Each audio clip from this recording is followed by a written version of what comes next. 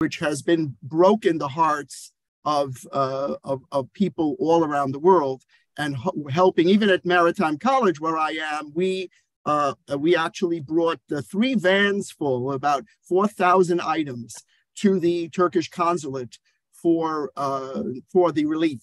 And I'm very, very proud of our students who organized this. I'm going to step away for 10 seconds to do this, okay? Just bear with me 1 second.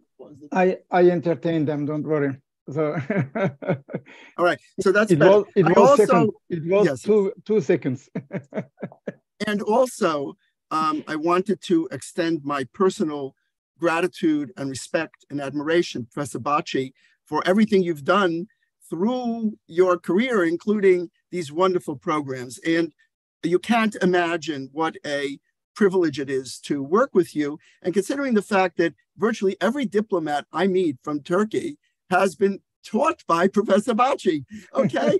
So of course I know Professor Bagci, of course. And we see that the Turkish Foreign Service, the diplomats, are very, very top-notch. So they obviously got a very, very good education from the Sion professor. The one thing I wanted, because actually Olaf Scholz has an article in Foreign Affairs magazine in the issue of January, February 2023, and he calls it the global Zeitenwende, which means, well, he says it, an epochal tectonic shift. And as the professor has said, we are witnessing something very, very, very big and significant. Indeed, as you said, a remake or reset in international relations, no question. But I would also say there's a lot of deja vu in this, a lot of looking back to things that we thought we put in the history book, right? I'm teaching American history now also, and I'm teaching about the period before World War II and the appeasement by Chamberlain. And I'm telling my students, look around the world today, a rising China, a rising Russia. How is the world responding to that? Is the idea of appeasement and the problems of appeasement, is that an appropriate idea? And if you look back a little bit into history, and it's kind of just as a little, maybe it'll seem like an aside, but I was looking at Harry Truman's book, Mr. Citizen, where Harry Truman, of course, a very important president in the period of World War II and post-World War II, Truman Doctrine, Marshall Plan, all the things that he was involved in. But he says, I just read you one sentence and you'll be astonished that this is Harry Truman speaking in the 1950s. The big obstacle to peace today is the fact that the communist rulers of Russia and China have been so concerned with keeping themselves in power and seeking to dominate the world. They have little concern with the peace of the world or even the survival of their own people. Now, it's true, Russia is not a communist state, but China is. It's Russia and China. And then he talks about the development of the nuclear competition and how the Soviet Union wasn't willing to allow the United Nations to oversee that, and how we got into all of this mess where we are. So there's a lot there. Also, the Wall Street Journal, of all things, had a very interesting article, and there's another deja vu.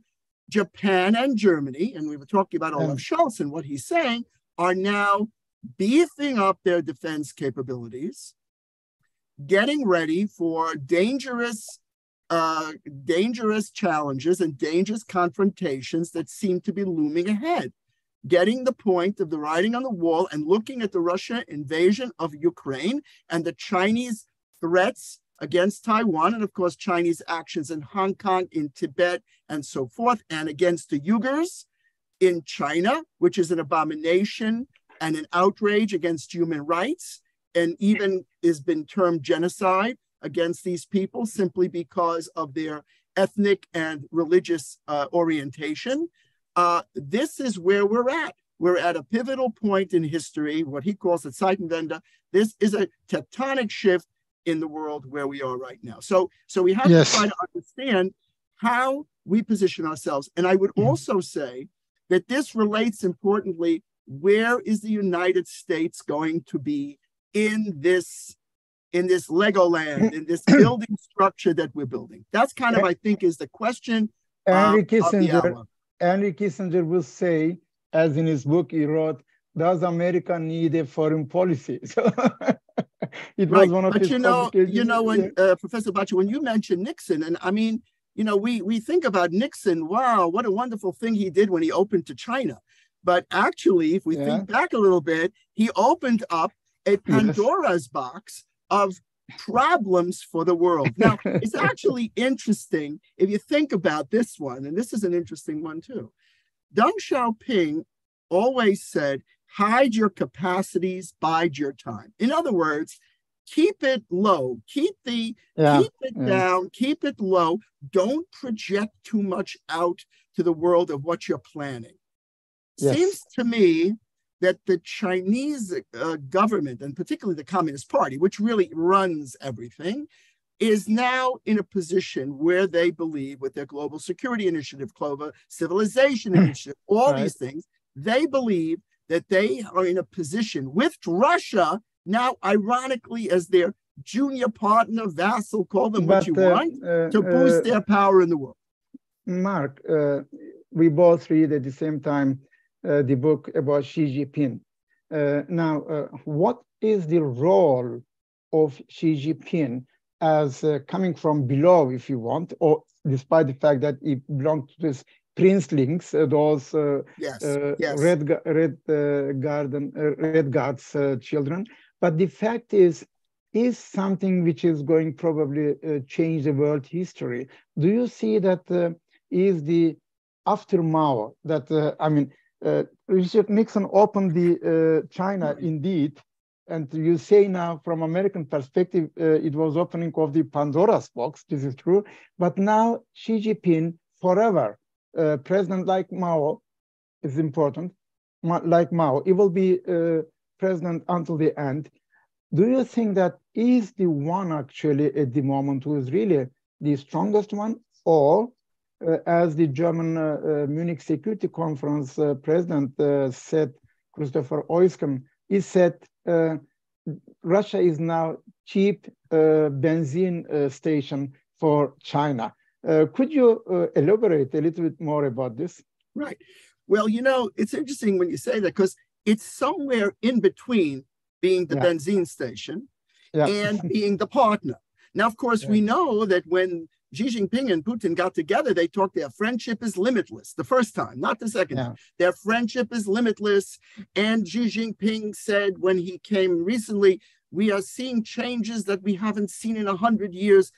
But again, it's somewhere between the continuum of Russia being just a vassal state and Russia being a major player. There's no question about it. The question is, how does that play itself out? And to me, the very interesting thing, and I thank you, and I recommend every book that Professor Bagci recommends to me, I read, because he only recommend this book by, I'm actually going to hold it up because it is so interesting. Yes. By Stefan Aust and Adrian Geiges, Xi Jinping, the most powerful man in the world. Right, exactly. Now, of course, I profited that Professor Bagci is reading the German version of it. And even though my father was from Germany and I did the comprehensive exam for language for my PhD without studying, and I got a high pass, I did very well. I can't profess to be obviously even slightly as fluent. But the point that I think was what hit me very importantly, and he also recommended another book, which I didn't quite get into, called Putin's People, How the KGB Took Back Russia. And you know what I think, what kind of hit me?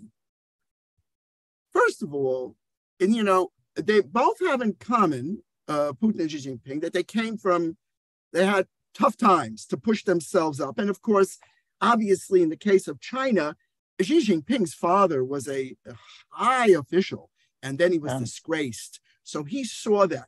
But the one thing that Xi Jinping did was go out to the people and know to do reforms.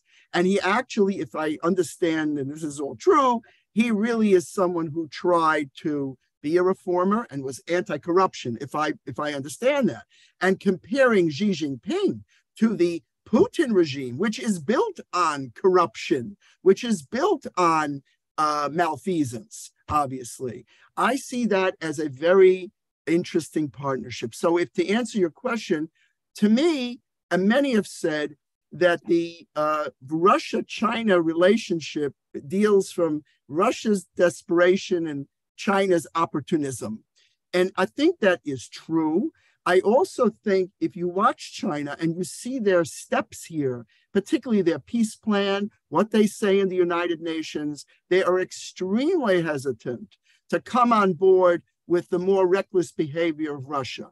So, in other words, I do think that the Chinese see the Russians as a very important, I don't know if they're a partner, I don't know if they're friends forever, but an important ally in achieving their objectives. Where does that go down the road? We don't know. But I think it's a mismatch if you look at who Xi Jinping is and where he comes from. And it really was eye-opening to read his background and what he has done to work his way up, and look at Putin and what he did to work his way up as KGB and all the other things. Now, so again, it looks like it is more opportunistic, right? Now, at the same time, right, both of them have important objectives. Obviously, China needs energy resources. Russia can supply them. The United States relationship with China has eroded. So they're trying to fill that in. And also, obviously, China is trying to project its power out, as you said before, in the world, in the Middle East, into Africa, into Asia, in a big way, and even Latin America. So there is an agenda here that we haven't really seen before. I mean, I was going back to think about NATO.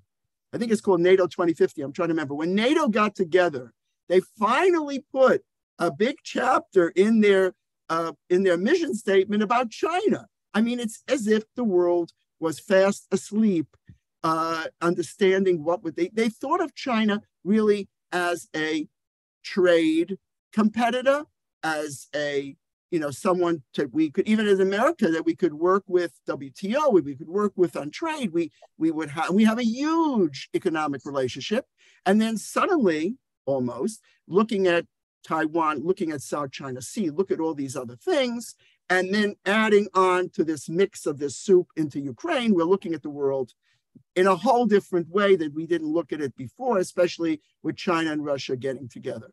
As far as Saudi Arabia, what is the problem for America that China and Russia are coming together? It is not an alliance. China visited Russia.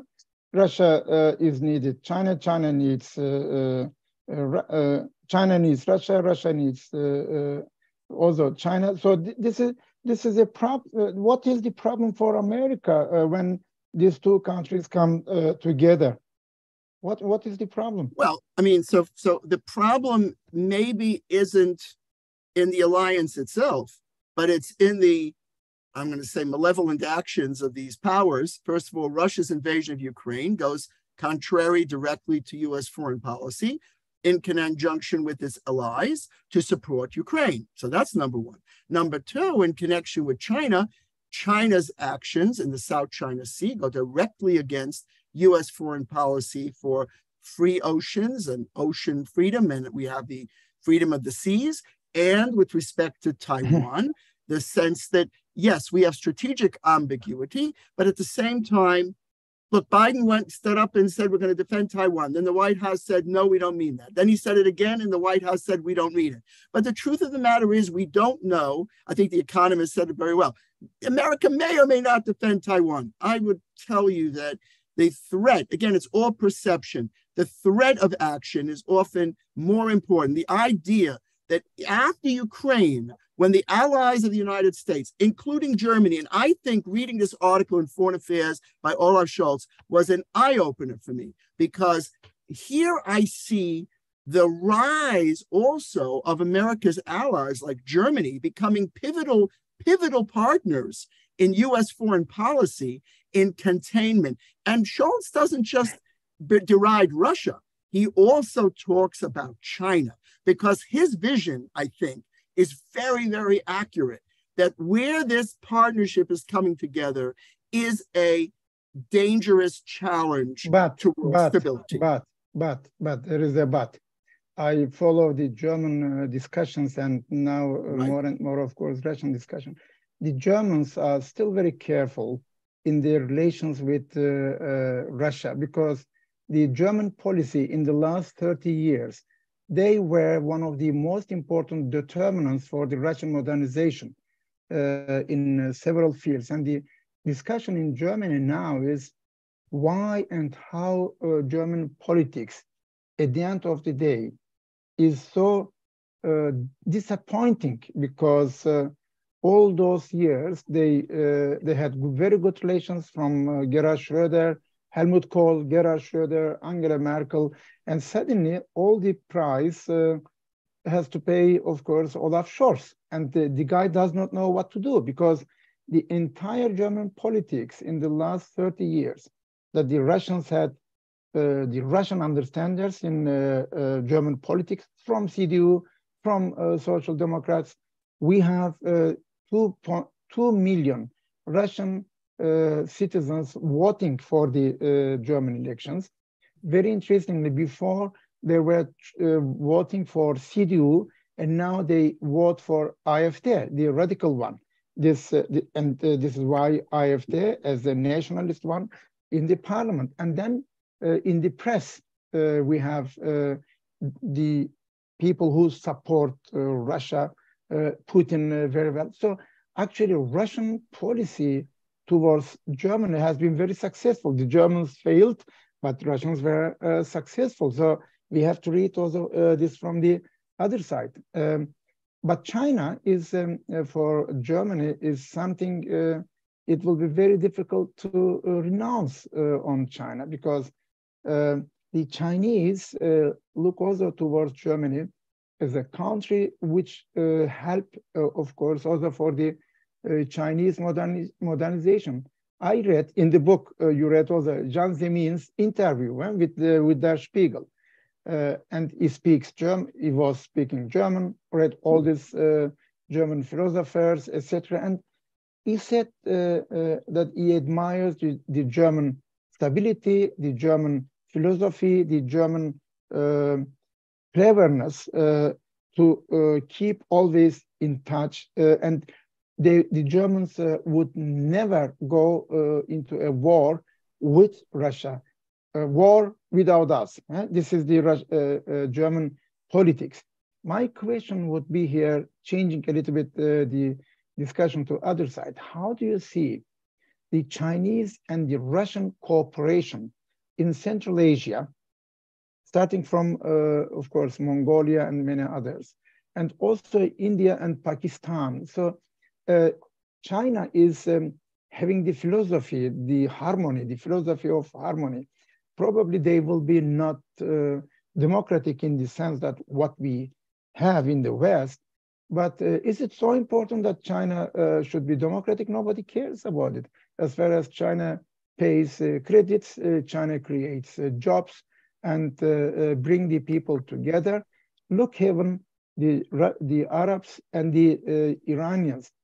Another civilization, this is the Chinese civilization, also religiously different one, did bring it together. And I think now Samuel Huntington was writing even in the 90s that the civilizations outside of the Islamic world, they will bring solution to the problems among the Muslims.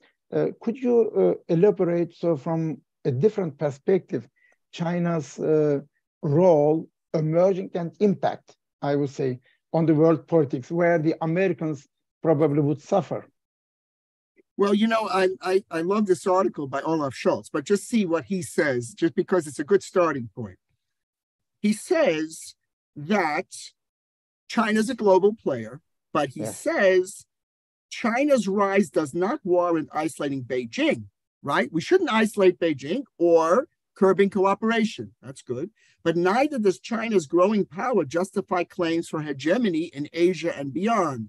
No country is the backyard of any other, and that it applies to Europe as much as it does to Asia and every other region. Now, I mean, I think to the other point that we talked about, World War II redux, is the problem that Germany and Japan are worried that people are going to look at them and say, what you really want is to get remilitarized, to become another military power. And I think Scholz is very clear about that. He says he even says, we caused a lot of we caused these problems. We know about our limitations. You mentioned India, and let's talk about India also, and Saudi Arabia and Iran. That's a very interesting point. So India is in a very, very interesting position. I don't think India supports the sanctions against Russia. And I think but India also the Chinese fought a war not so long ago. I mean, literally months ago in the Galwan Peninsula. Chinese soldiers came and beat and killed Indian soldiers. I mean, this is reminiscent. Again, history is always reminiscent. We remember we've been there. We've done that. We know about these border conflicts. India, in a way, is sort of a pivotal player because of the Straits, Malacca, and Indian influence is very important if China were ever to become blockaded in the South China Sea by the United States and its allies. China needs an outlet. This is why China is creating the string of pearls. This is why China is building these military bases and militarizing these ports. This is their strategy. The Belt and Road Initiative has nothing to do with humanitarian or any altruistic effort at all. Zero. What it is? No. Chinese would they wouldn't agree with me. Encounter you in this respect. They would counter me, but the point being, I remember they quoted an African leader who said about the agreement that his predecessor had made with China, that my predecessor must have been drunk when he made this deal with China, because basically they couldn't pay it off. So China said, okay, you don't have to pay. We'll come and we'll refit your port, and our military ships will visit, and all of that. And this even extended. Stop. Could you please answer in this respect, because our students should know these historical comparisons. When Americans pay foreign aid in military terms and in economic terms, don't they have any conditions? Totally altruistic. American foreign policy. I mean, if you look at the history of world conflict and regional conflict, and I look at this as an American, I can't help it. I always hear on discussions like this, America intervened, America did this, America did that. But the fact of the matter is, if you look at, and we could talk about Marshall Plan, we can talk about all the different things the United States did, Truman Doctrine, all the things that America did, including, have to be very honest, and I know you're going to mention the war in Iraq, so we'll do that in a minute. But the point of the matter is, World War I, World War II, I mean, we wouldn't be sitting here doing this today if the United States had not committed its troops, its young people, to fight across the water after a big isolationism in the United States, to fight to save the world. Yes, but just a minute. This is the American exceptionalism, as Joseph and I would call it. So because the American state presidents thought, okay, we have the instruments and the money, so we can play this role. This is American exceptionalism. But my question is that the Americans intervened in several countries. Take example, Iran. Today I was teaching to my students in foreign policy course. I said that the Mossadegh regime in Iran, it costed America just $100,000. And the CIA was preparing for 1 million spending, so 100,000, and the 900,000 has been used for other military intervention. The question is here, even the American authors write about the American interventionism, that this was not productive in the sense of democratization, but rather creating also a lot of negative impacts in those countries, which is definitely related to anti-Americanism. And please, could you make a comment also about this anti-American feelings in the historical context? How is it now? Right. How was it before? Or do you expect that in future we will have, globally speaking, more anti-American feelings when Donald Trump, for example, would come again to power? That's a good one. To me, to be very candid about it, this is a very big question. So first of all, what I sense in the world to be, again, it's just me. I think the world has a love-hate relationship with America. Okay. So, I mean, I think if you look, for example, if you look in Turkey today, I looked at, there was a poll, right, recently, I think 43% of Turks are anti-American, whatever. They're also, there is an element of anti-Americanism in many countries, including as a result of America's interventions. I mean, to deny that would be foolish. But at the same time, and there is this element of the ugly American. That was a famous movie and a famous book, which related to America's intervention in Vietnam. America, if you ask the policymakers and you said to them, what about this? Their answer would be, it's kind of, I hate to cite a Chinese proverb, but you always get punished for your good intentions. I mean, in other words, American policymakers would say, we wanted to bring we wanted to save Vietnam. We wanted to fight the, anti-democratic and communism. Certainly anti-communism was a factor, no doubt about it. If you ask these policymakers, they would say that we had good intentions, all right? We tried. Now, I'm not saying all the policymakers had good intentions. That's obviously, who knows what was in their head, and mistakes were made, like weapons of mass destruction, right, are present, and that turned out that wasn't correct.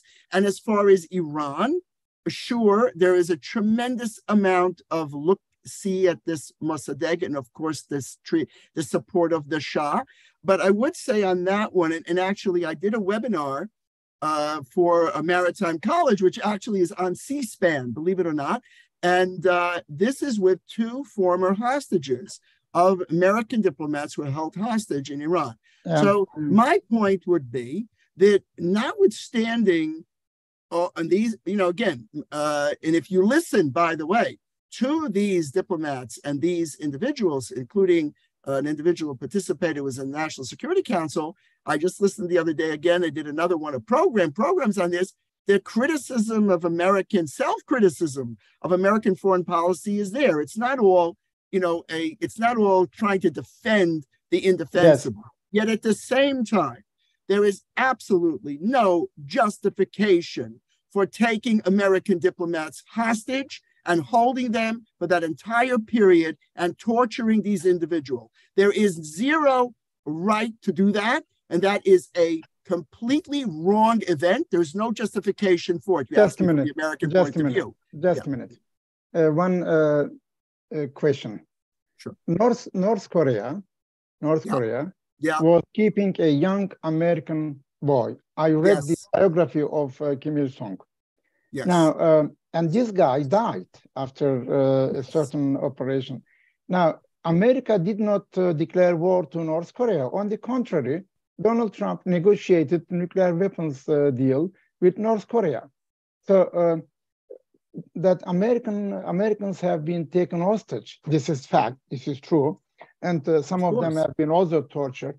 But is it the consequence or is it the reason? So my question would be to understand also for the American foreign policy, for the young people particularly, the justification of American foreign policy in certain areas was right. But I tell you this, Ellen Lipson, she was, we have been in a conference in Frankfurt, in a palace. So 25 people from all the Middle East, including Turkey. I was from Turkey. And she said, and I teach also to my students this, she had the Charter of the United Nations, this blue one, starting with the people, okay? And she said it was the 1997 when we had this sanctions again towards the Middle East countries, Libya, Iran, etc. And then she said, even if this United Nations Charter does not allow us to intervene, when we consider, I quote, when we consider that our vital interests are endangered, we will intervene. And this is what the 2003 American intervention in Iraq has been. The Germans and the French did not join the war on the side of the Americans because they said this resolution of the United Nations does not comply the expectations. Another point, I was there, my dear friend, when Chuck Hagel was speaking in 2003, before the intervention, in Washington, D.C. at a conference. And next to me was a French person who was United Nations representative of France. And Chuck Hagel, later defense minister, he was senator at the time, and he came and he said, we will fight this dictator democracy. And I looked to this United Nations representative of France. I said, so what do you think? Is it also that you participate? He said this word. I will write this in my memoirs as the second book. He said, this is not our war.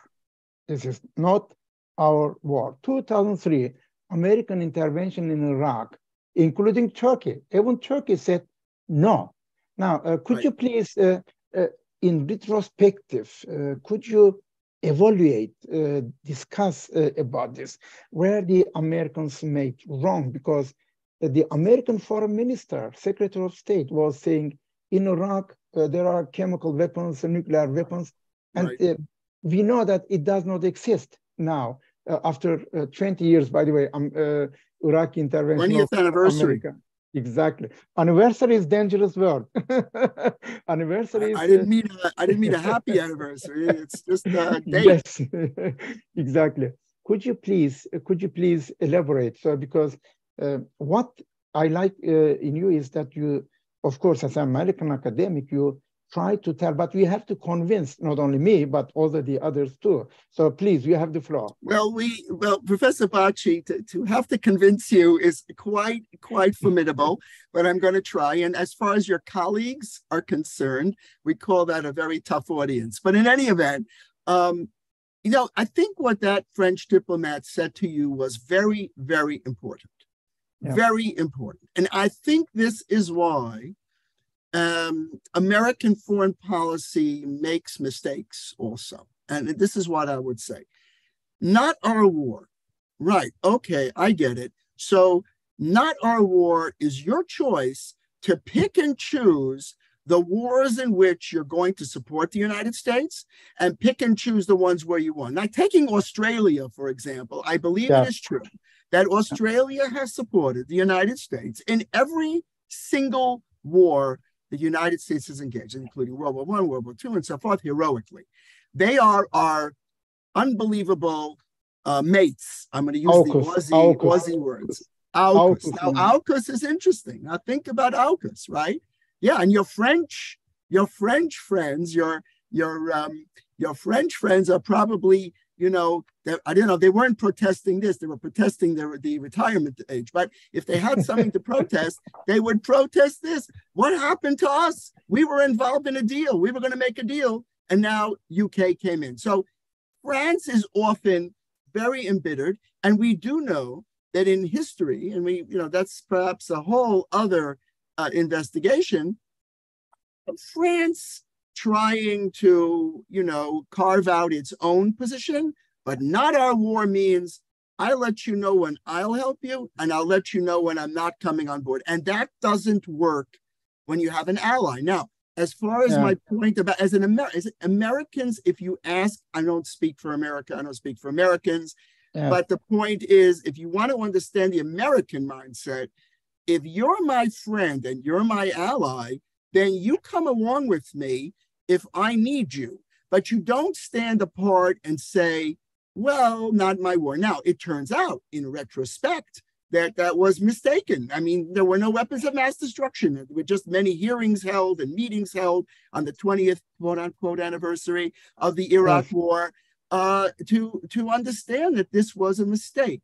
But at the time, that was American foreign policy. And for right or wrong, and I have to say one other thing, and it's important, I think an important point, and maybe it's unique in the world, maybe it's not.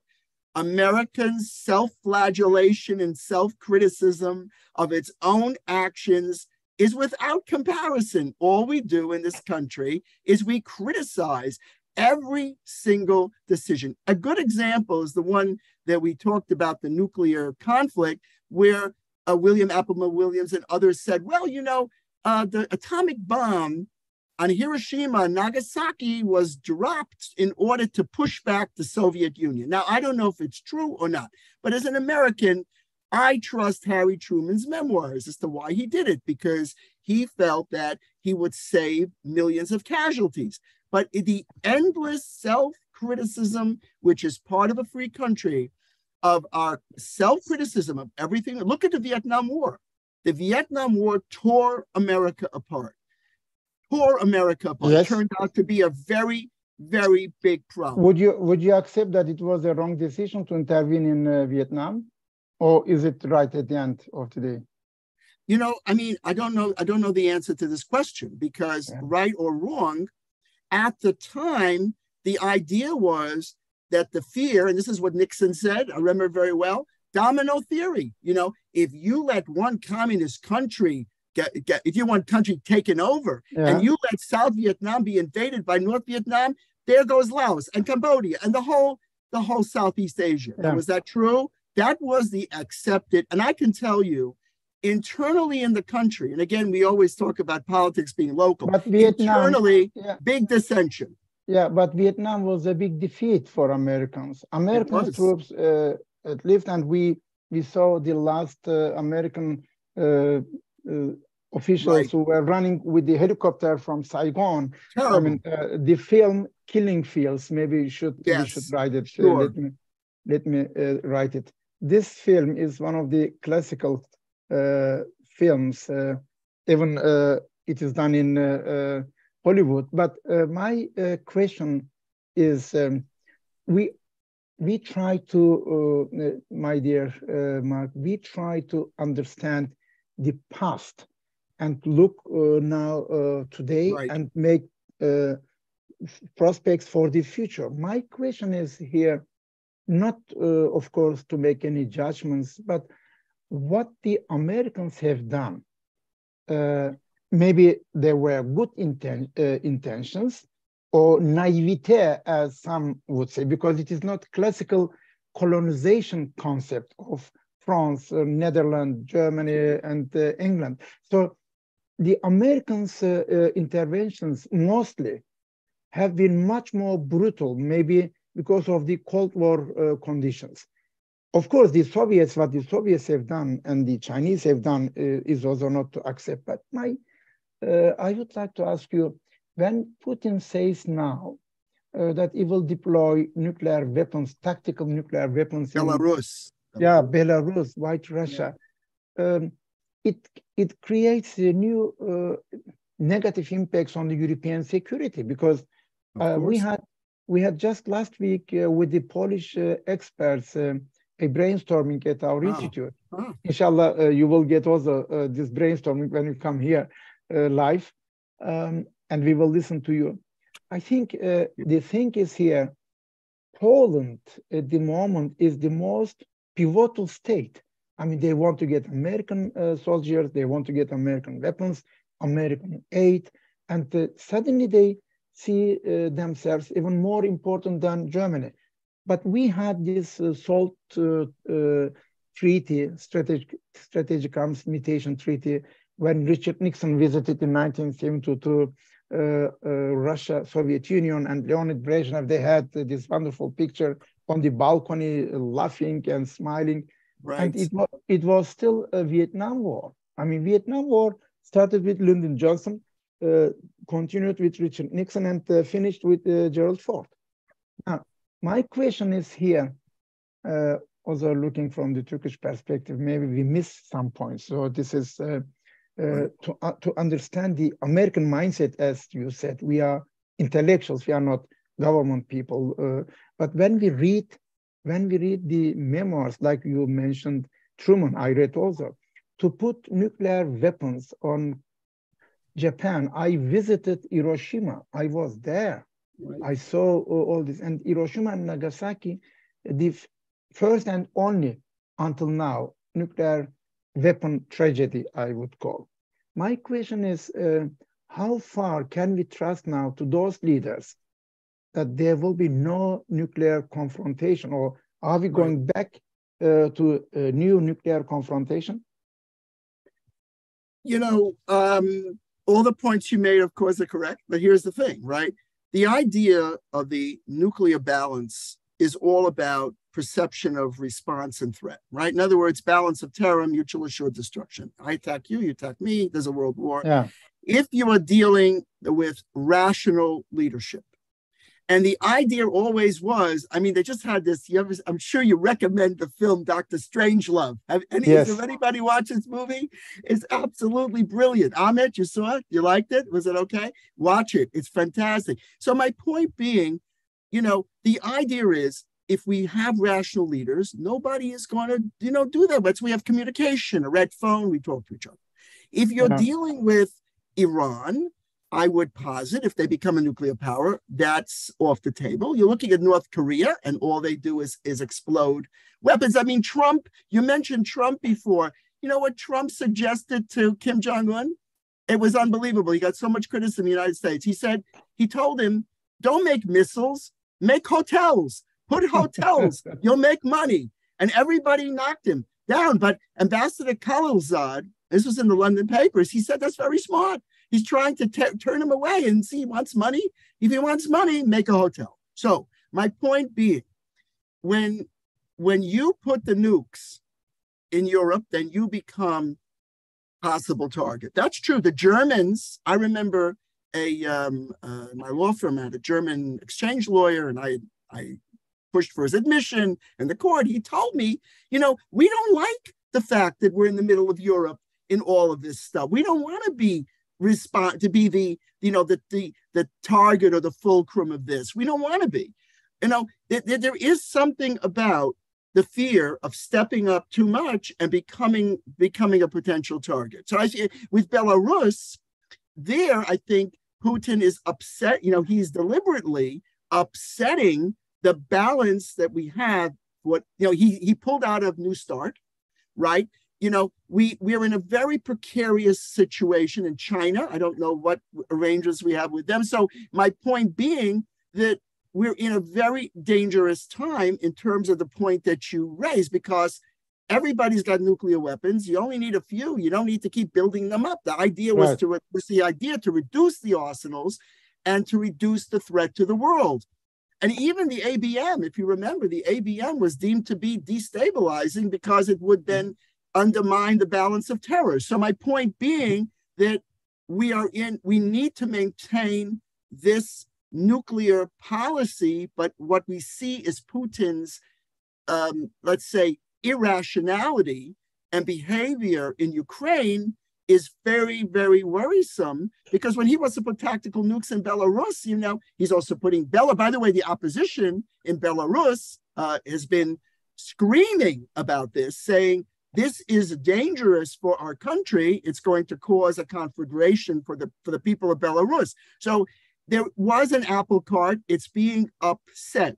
And again, the number of nuclear powers is sort of out of control. And we have North Korea out of control, threatening South Korea on a regular basis. Now, that raises all kinds of other questions. Is that realistic or not? Because, in South Korea, even today, the South Koreans and North Koreans have more in common, but then they look to Japan, they're worried about Japan. So my point being that, not everything is quite as worrisome as it might appear. But at the same time, Russia's actions here crosses another line. They crossed the line by invading Ukraine, by blatant aggression. Now they're ratcheting this up. And again, desperate moves. What will happen? What will happen next year? We have the elections in America. Will the war still continue until next week? Will Biden be able to solve this problem? If the Republicans come, as we know, they have a different view than the Democrats. I mean, I think he's not going to run again, Biden. Do you think that he will run again? Well, first of all, he said he's going to run again. He has said that. Secondly, as far as the Republicans are concerned, let's say this. Foreign policy in the United States has always been very bipartisan, very bipartisan. generally speaking. In other words, the idea always was, Republicans, Democrats, not against Turkey, not against Turkey. Look, oh yes, no, I get that. Okay, but I would actually make a comment on that. You say not bipartisan. Okay, you mean in the sense that Republicans have been more favorable to Turkey than Democrats. That's true. And that has been, I think, a tremendous, tremendous error. But at the same time, I think that elites, academics, and government people in Turkey misunderstand this because, and I don't want to be critical, but the fact is they do, because they don't get it. They don't understand it. Congressmen and congresswomen just make their positions for political reasons because of their constituents. It's not because they believe deeply in it. Now, some of them do, of course, but at the end of the day, it's all done for political maneuvering and to get reelected. So just because the committee passed the Armenian genocide resolution or whatever they did, that was not the government. That was not the government. We're a divided government. Now, that being said, about to your point about the election, I think that, what we haven't yet, we're getting close to the radiation of the 2024 election. We have Trump now in a lot of legal hot water and in really ratcheting up the rhetoric against the district attorney in New York. And the district attorney in New York, Benja, and in my opinion, has no case at all. But the bottom line is that we're in a very unusual period of politics. As far as the Ukraine war is concerned, it is an endless cash register of money going out. And DeSantis has said we shouldn't fight proxy wars. Number two, it's not, and the Speaker of the House said, no unlimited spending. And the big criticism that Biden got was that he went to Kyiv to visit, or one of the areas to visit where there are no American soldiers, but we had a train derailment in East Palestine, Ohio, and he didn't go there to visit that community. He got a lot of criticism from Democrats and Republicans. So Biden is attaching himself to the Ukraine policy. And what he's trying to do is build the alliance against Russia, all very, very meritorious. At the same time, the House under Republicans controls revenue. Now, I would say unknown. My another question would be opening the discussion further. The Germans have overseen the critics by the American and the British intelligence and warnings that Russia would become more and more aggressive.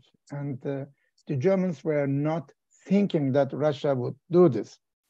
And the Russians have done it.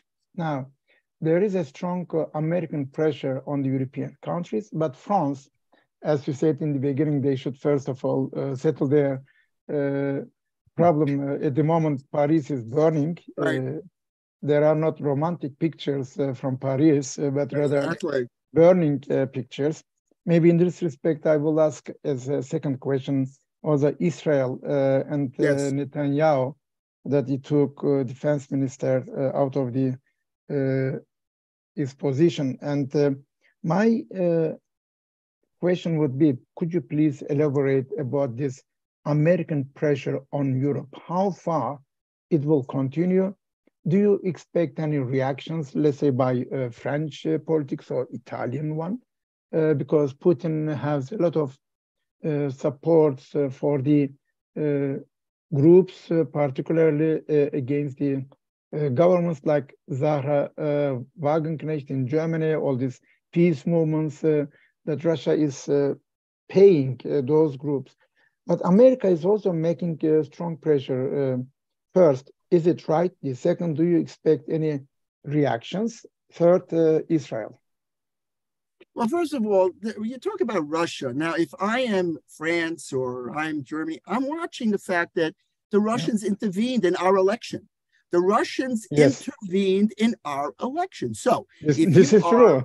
If you are awake and you're looking at your own politics, you're realizing just what you said, that Russia's intervening, as the Chinese do, in internal affairs. So, sometimes it becomes a choice of not the best options, to be very honestly. I mean, I support the American policy, I do. But, if I'm sitting there, now this is why I think, and I think this is just why this article in Foreign Affairs, please please assign this for your final exam or your exams to your students to read Scholz's thing, because in the beginning, he was very, Germany was not very clear. They're going to send some helmets and some things. And now he said it, lockstep with America. So, you have to pick your friends. It's actually interesting. Pick your friends. So in April 2015, Putin was asked, who are your friends? And he said, Russia has only two allies, its army and its navy. So I think as far as the United States is concerned and the alliances that we have, these are hard fought for alliances. They don't always mean that our allies, same as the US, are going to be happy with a particular policy decision. But overall, America's commitment to, if you will, world stability, global order, call it what you want to call it, has been important and now is in jeopardy. Now, you mentioned the United Nations, and I think it's important to mention that too, because there is a platform where China has abstained, and has made statements, even issuing a peace plan. I mean, China wants to be, whether it can be or not, we don't know, a peace broker. So, the way the world trajectory is moving in very interesting ways. I think if I were Europe, and Europe is always conflicted about its relationship with the United States. That goes for UK, France, Germany, all the countries there. But at the end of the day, I think that they understand, I think Scholz is saying that in this essay, that they understand that they do have a true friend in the US. So in my point being that to me, the Chinese actions, if you look, for example, at how they treated Hong Kong, that is eye-opening, right? They make a deal, 1997, they give it up. It's one country, two systems. And then 50 minutes later, they're arresting dissidents. They're changing the system. They're trying people in courts back in China. They're completely eliminating the rule of law. This is the menu for the restaurant of China, okay? As far as Russia's concerned, we love Chinese food. We love Chinese food. You can't disagree about Chinese food. But my point being on the Russians, look, I don't think it's a secret. Arresting dissidents, putting them in jail, and all the things that they've done, and suppression of human rights. And I go back to the Chinese Uyghurs and all of that. Who is, a flawed democracy? Very flawed. Americans are fighting with each other all the time about democracy. We're very polarized. We have a number of issues we don't agree. We have Trump, we have Biden, we have unbelievable, but still, it's a democracy. It's a free country. We get to say what we want, okay? We don't like. But these other countries, these other countries continue to suppress their citizens, and they cannot express themselves. So who would you rather want to butter your bread with? Now, as far as economics, I agree with you 100%.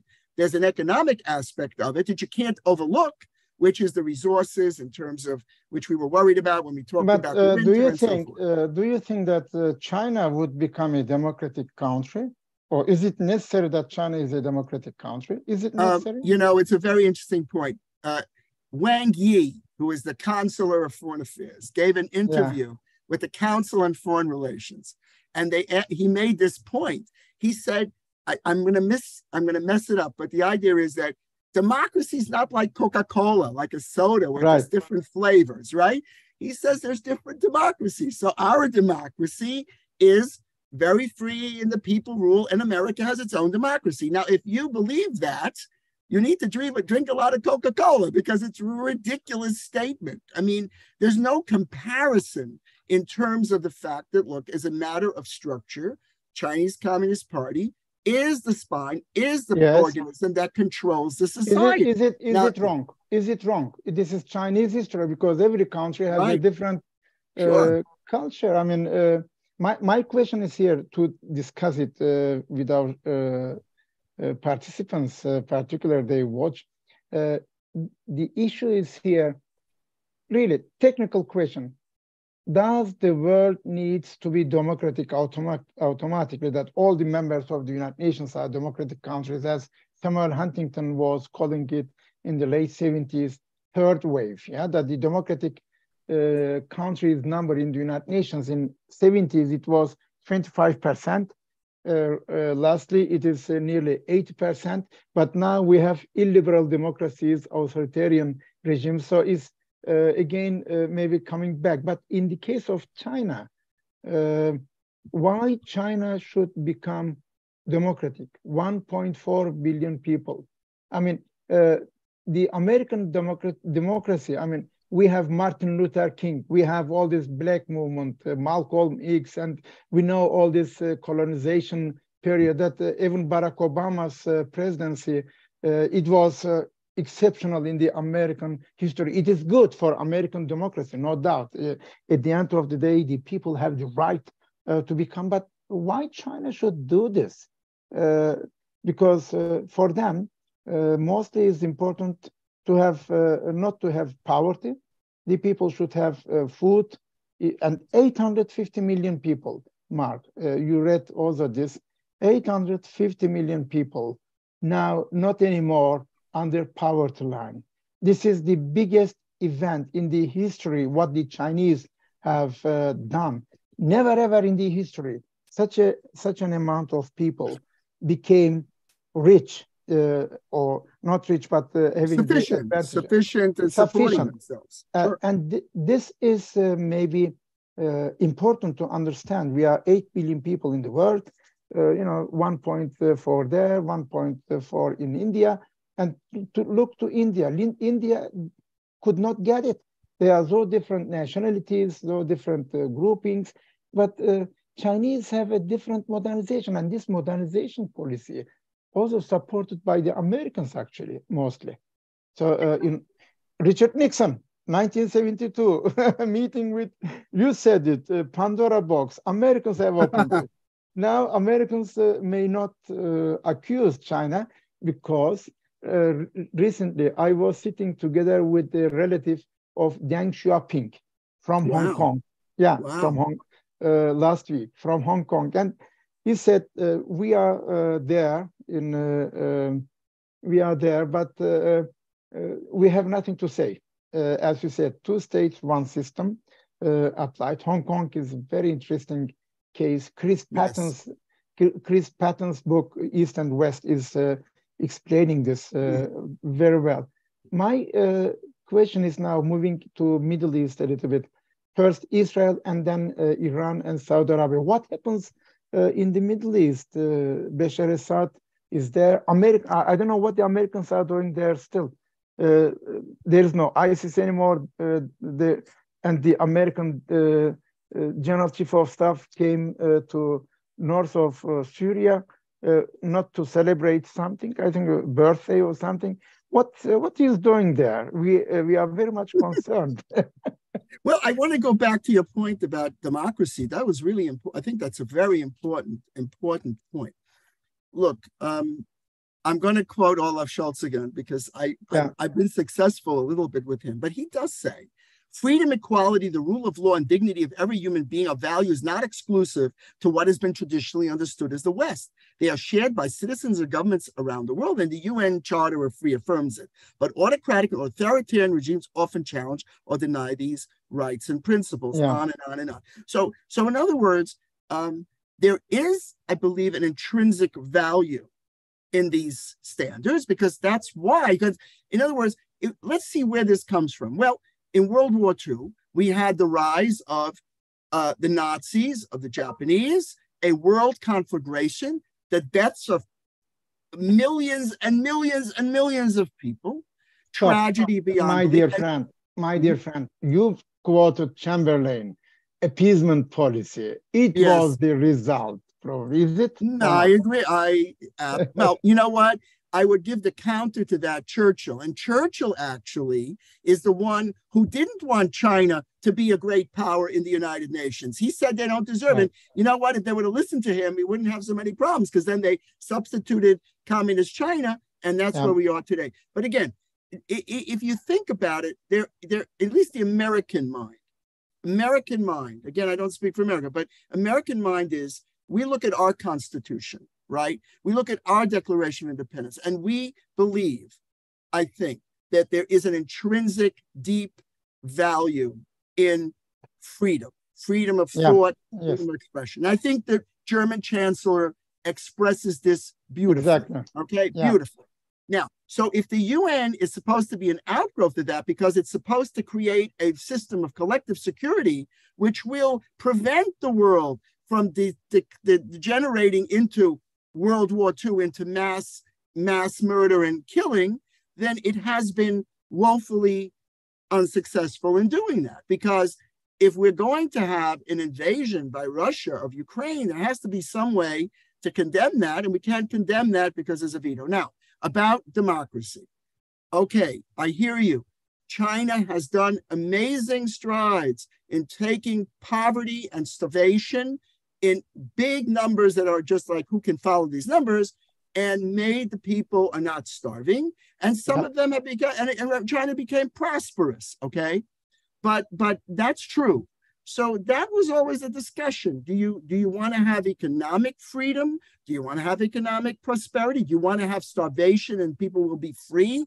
I don't think, if you ask Americans, I don't think it's a trade-off. It's not a trade-off. It's not one or the other. You can actually have a free country at the same time as having economic prosperity, which one might argue is the American model. Now, here's my point about China.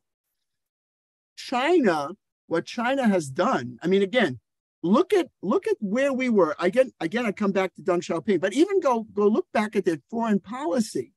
You know, we didn't talk about the Korean War, you know, and we didn't talk about, and by the way, the Korean War, it's interesting, and I had this point I wanted to make before. In that time, it was inverted. It was Stalin who saw the Chinese looked to Stalin for a green light to attack in the Korean War. Now we're in a complete inversion. We have to really understand what is going on here because it's quite fundamental. No, if you're talking about freedom and economic freedom, that's fine. But why does that have to be associated with facial recognition, with all sorts of other things that are incorporated into that model? And that is the problem, in my opinion. In other words, everyone should create their own model. Another point I want to say, because you talked about the brutality of the Cold War and the colonization, but what about the brutality of the Iron Curtain? The Iron Curtain was brutal. It was a suppression of, and Churchill, again, I mean, I greatly admire Churchill. The Iron Curtain is descending on Europe, yes.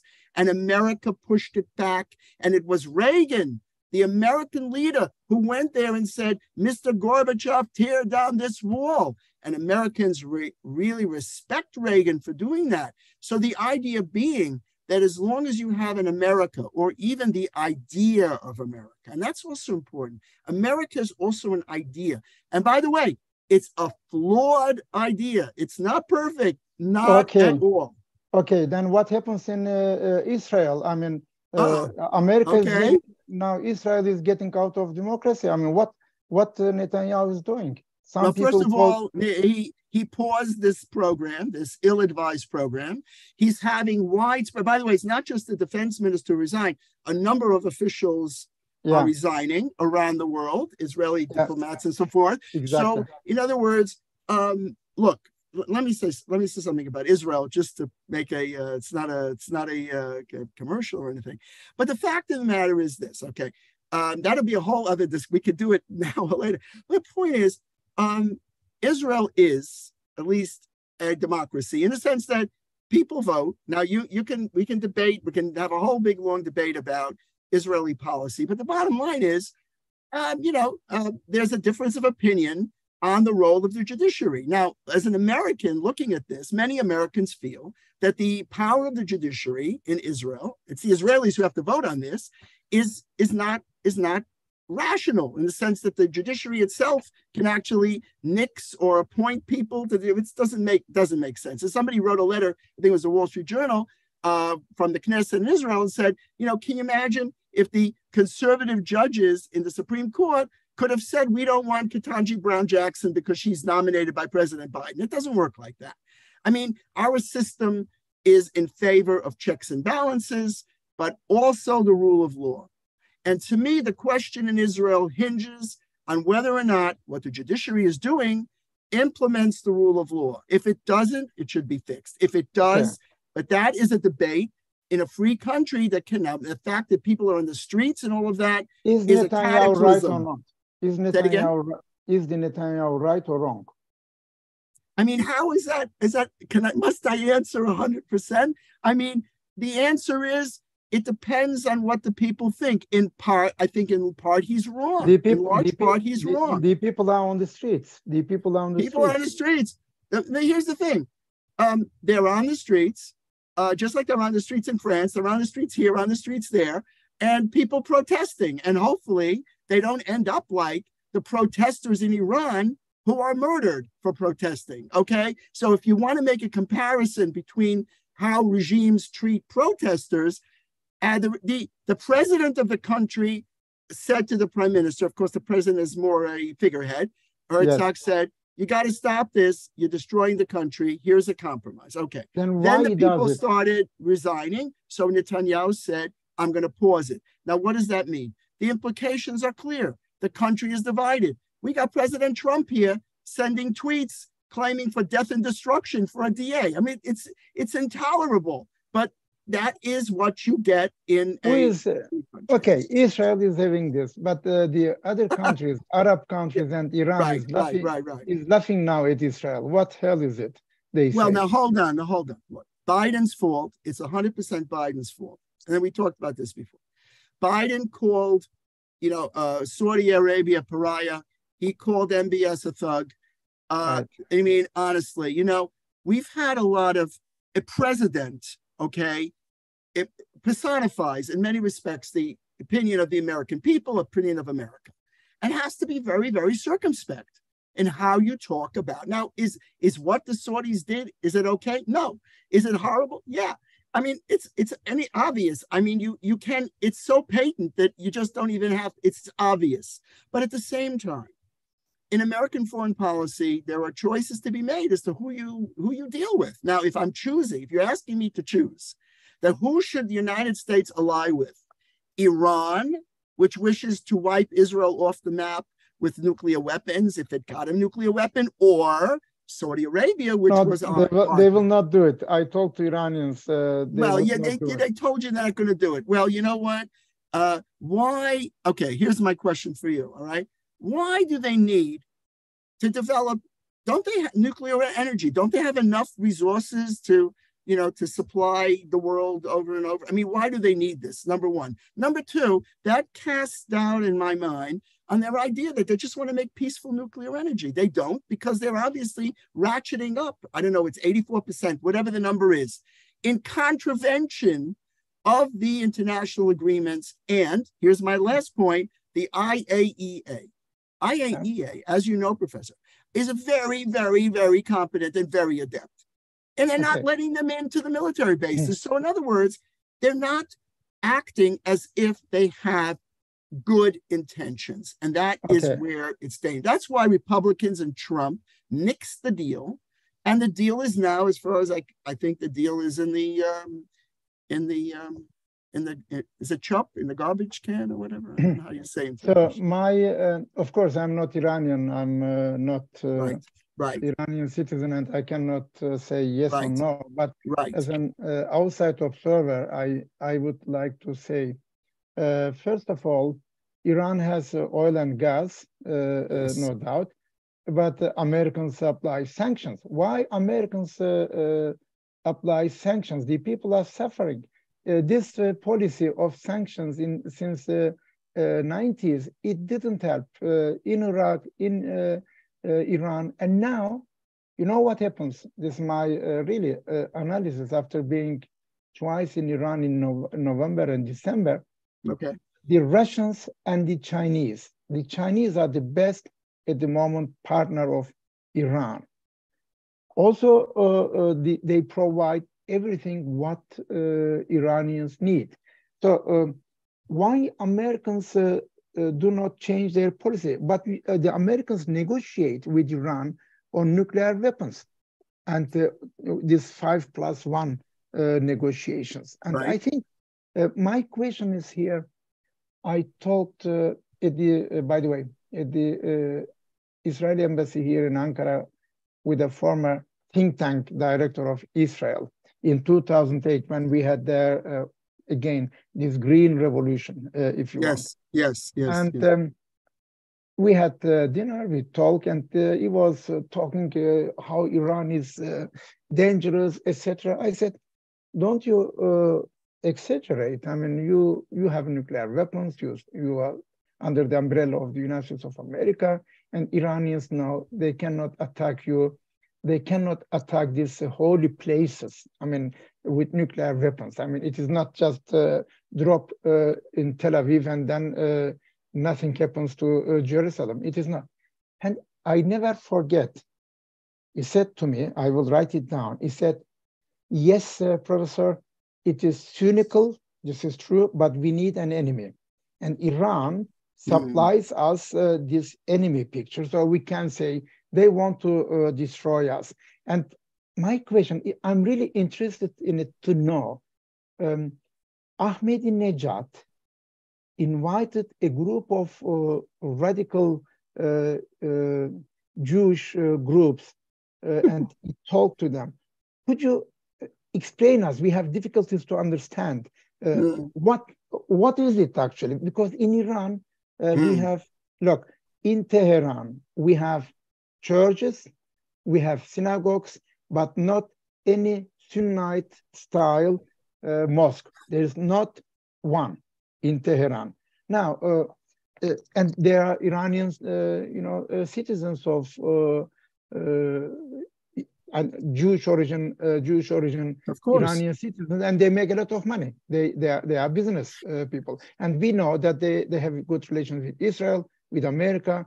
You can use even dollar in America. I was using dollar in Iran, buying some small things, business as usual.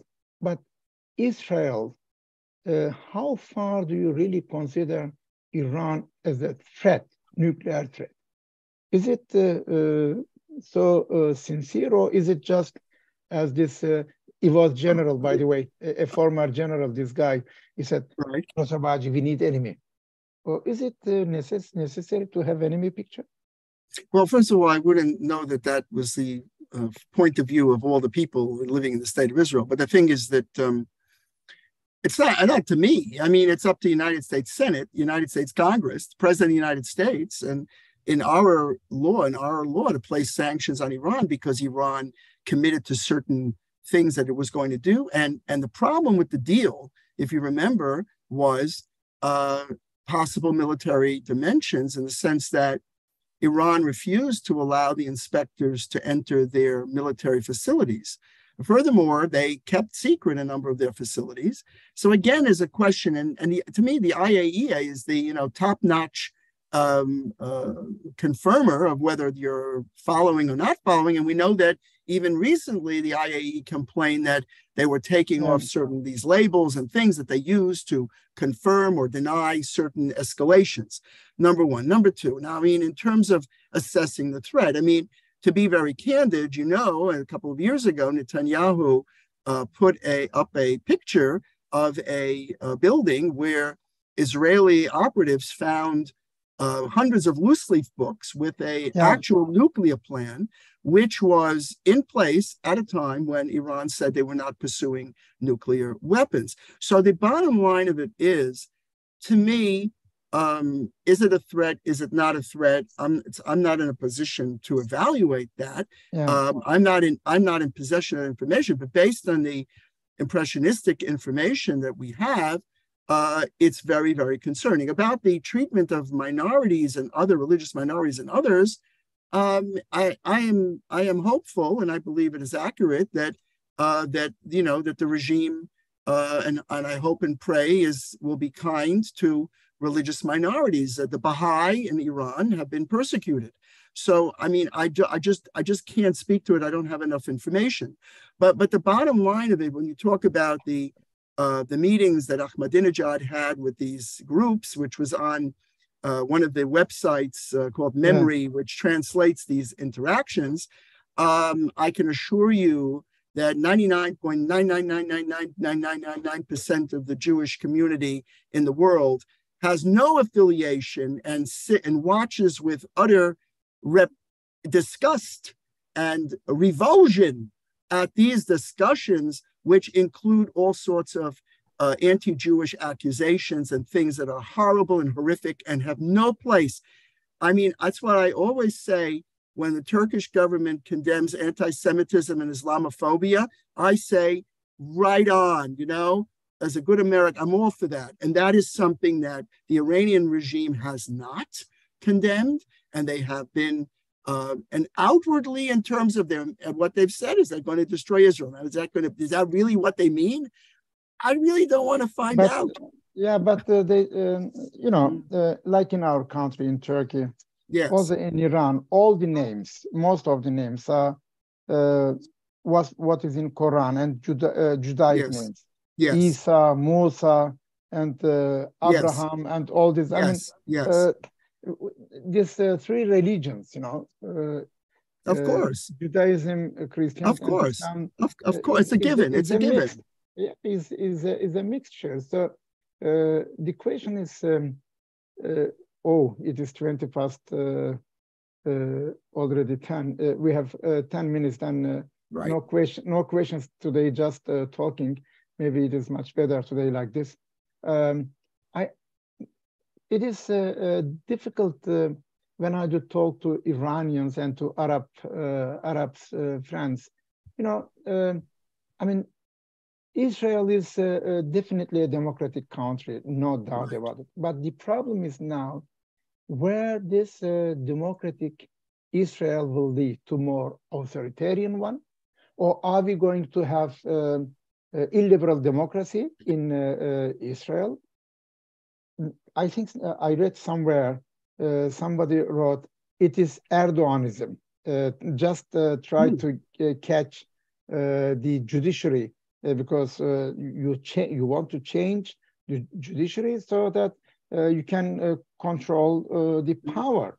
I mean, we have experienced this. Now, my question is, in the Middle East, all these Arab countries, Gulf countries coming together, this opening of Saudi Arabia and Egypt.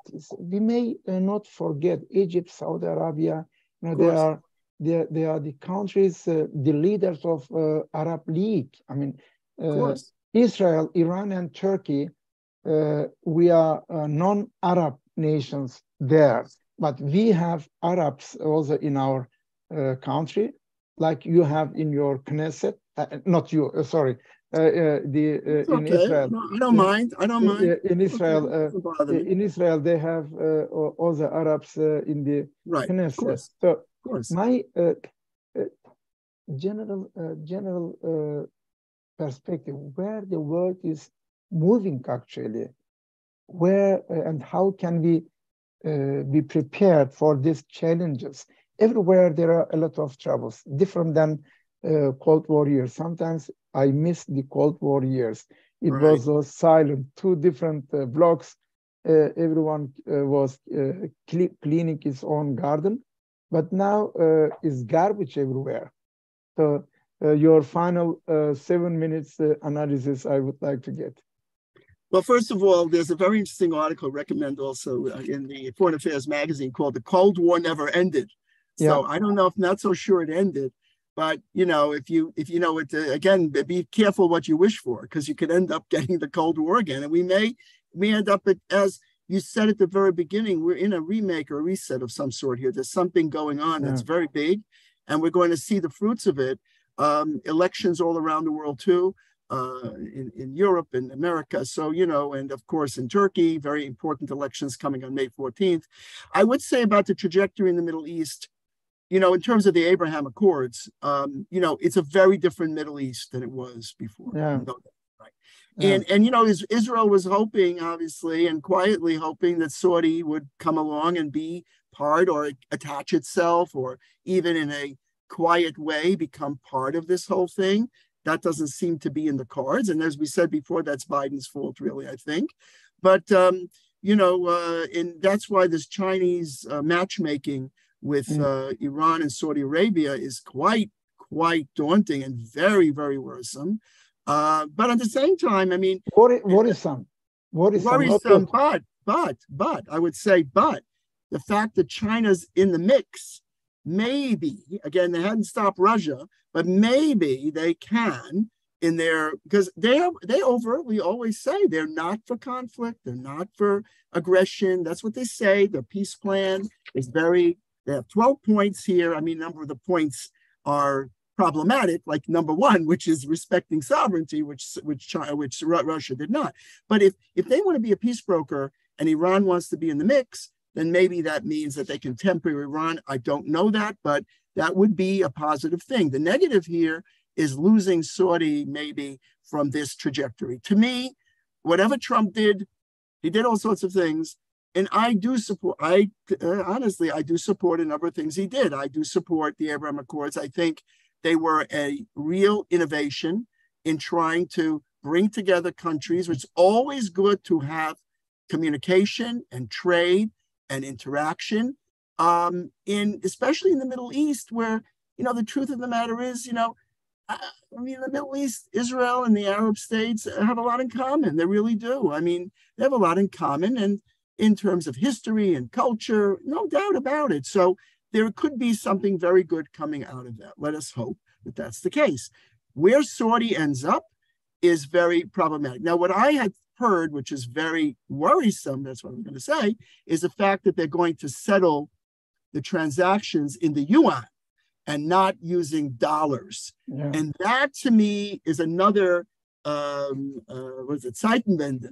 That's another tectonic shift to American economics and economic power, which is the power of the almighty dollar, the almighty buck, right? If that's what China's doing, and that becomes settled in the way that they're doing their transactions, that will be a big challenge to the United States and to its economy. So there I see even a bigger tectonic shift than maybe some of the other things we even spoke about, because America's power, in large part, derives from its economic clout and the almighty dollar. So I think that, where we are right now is in, as you said, in a remake reset. We're in a very unknown situation. We don't know how it's going to play out. The key to me is to end the Ukraine war. Now, you notice that the peace plan of the Chinese does not talk about what happens to the territories that the Russians took and occupied. Do they give it back? They don't mention that.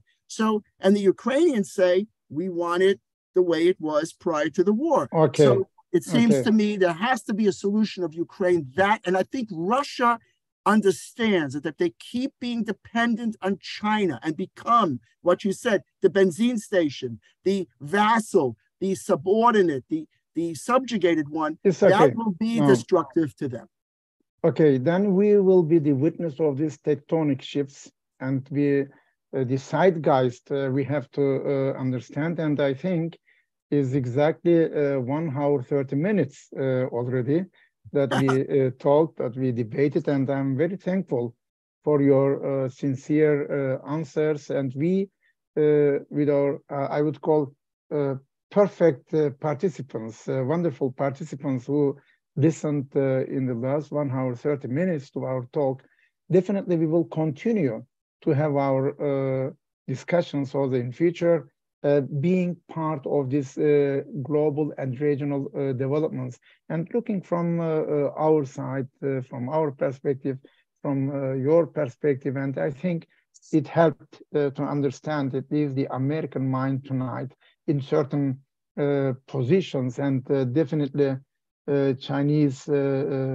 economic power will be very decisive for the coming years. Thank you very much. It was a tremendous pleasure and privilege and an honor, and more than that, to have the opportunity to interact with you, Professor Bagci. I learned a great deal. I always do learn a great deal from you. And you also recommend all things. You give me reading lists and things to do and assignments, and hopefully I'm going to get a good grade in the class. Yes, you will, definitely. You are a good student.